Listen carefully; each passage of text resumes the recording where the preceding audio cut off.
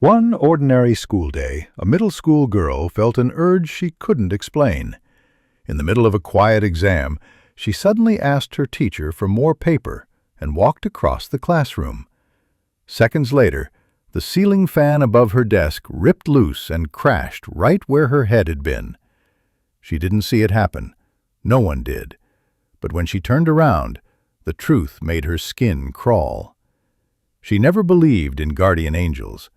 Until that day. The soft scratch of pencils filled the air. The classroom smelled faintly of chalk and freshly printed test papers.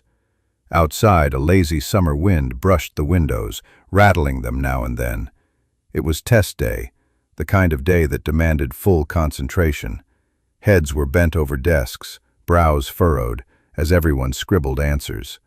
The old ceiling fans whirred above, their rhythmic hum blending into the quiet. For most students, nothing felt unusual. But for 12-year-old Emily, a quiet girl in the second row, something felt different.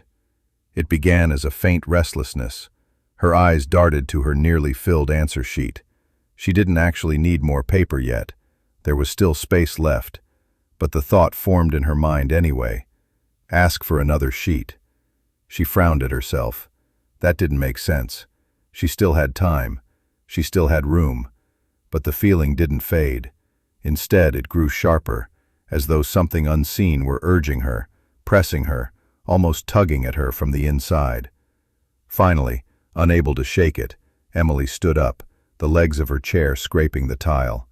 She walked over to the teacher's desk and quietly asked, "May I have another paper, please?" The teacher looked a little puzzled but handed her one. Emily thanked her, then started to walk back to her seat. Halfway there, the strange feeling came again, not words this time, but an inexplicable pull toward the far side of the classroom. She obeyed. No reason, no plan, just obeyed. She stepped to the side, away from her desk, passing between rows, and in that instant, with no warning, there was a terrible sound, a metal shriek, a sharp crash. The ceiling fan above her desk wrenched free from its mounting and smashed into the tabletop, blades splintering against wood. No one screamed. Not yet. No one had time to. Most heads jerked up only after the sound had already rung through the room. But when Emily spun around and saw the wreckage, the bent metal arms where her head had been seconds before, her breath caught in her throat. For a moment, there was only stunned silence. The fan lay half buried in the wooden desktop, its heavy motor casing denting the surface like a hammer strike. One blade had snapped clean off and skidded across the floor, coming to rest against another student's foot. Then the gasps came, quick, sharp intakes of breath, followed by the scraping of chairs as students instinctively pulled back. The teacher hurried over, eyes wide. "Is everyone okay?" she asked, scanning the class. Her gaze landed on Emily, who was standing several steps away, clutching the fresh sheet of paper in one trembling hand.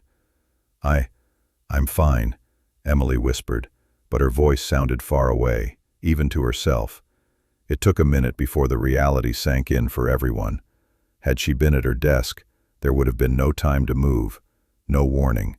The fan's fall was sudden, violent, and aimed directly at the spot where she had been sitting. As maintenance staff arrived and began inspecting the damage, Emily quietly replayed the moments in her head.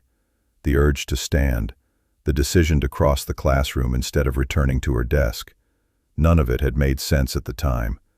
That night at home, she told her parents the story. Her mother's face went pale. Her father's hand rested heavily on her shoulder. "Emily," he said, voice tight, someone, was looking out for you today." Emily almost laughed. She had never believed in that sort of thing.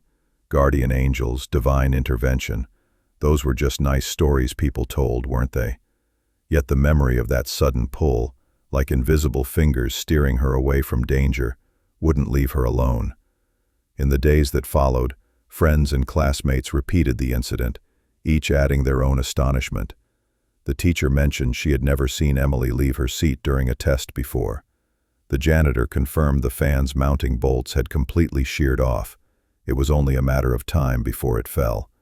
And every time Emily pictured the broken metal lying across her desk, the truth felt less like coincidence and more like protection. She never said it out loud at school. She didn't want to be teased, but to herself she admitted it. I never believed in guardian angels, not until that moment. In the weeks that followed, Emily found herself glancing up every time she entered a room. Whether at school, at home, or in the library, her eyes tracked ceiling fixtures instinctively. Lights, fans, anything that could fall. The habit faded slowly, but the memory of that day stayed vivid. Some nights, she'd lie awake, staring at the ceiling above her bed, replaying the moment in her mind. That strange, sudden urge to stand up. The certainty that she needed more paper, even though her current sheet still had space. The way her steps carried her across the classroom without hesitation. It was like something deep inside her knew, even when she didn't. One afternoon, she caught herself doodling a pair of wings in the margin of her notebook.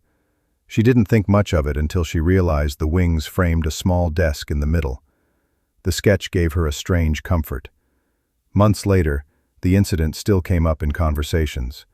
A classmate would point at the repaired fan mount and whisper, "That's where it happened." The teacher sometimes mentioned it as an example of why routine safety checks mattered. But for Emily, it wasn't about the fan or the bolts.